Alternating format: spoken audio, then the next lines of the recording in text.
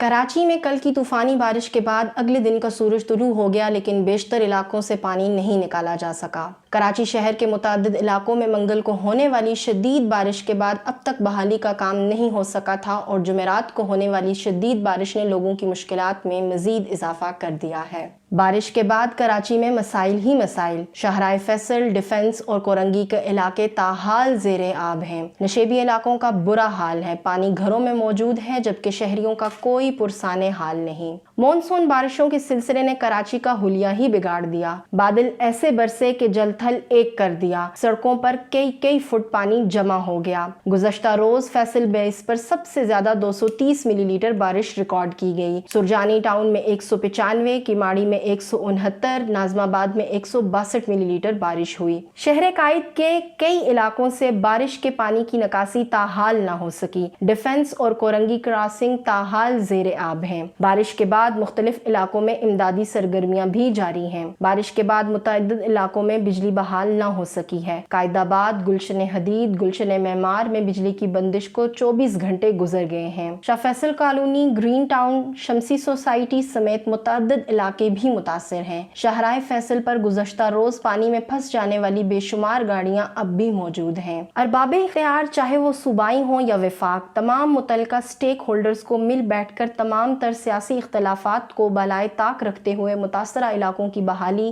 اور آئندہ کے لیے مناسب حفاظتی اقدامات کے ساتھ ساتھ بہترین منصوبہ بندی، جنگلات کے کٹاؤ، وسیع پیمانے پر شجر کاری، ذخیرہ آب کے لیے ڈیموں کی تعمیر، خصوصاً کالا باغ ڈیم پر کام کرنے کی ضرورت ہے۔ ممکنہ سیلابی صورتحال سے نمٹنے کے لیے جہاں حکومتی کردار کی اہمیت ہے، وہیں عوامی سطح پر مناسب آگہی اور خود حفاظتی اقدامات بھی انتہائی ضروری ہیں۔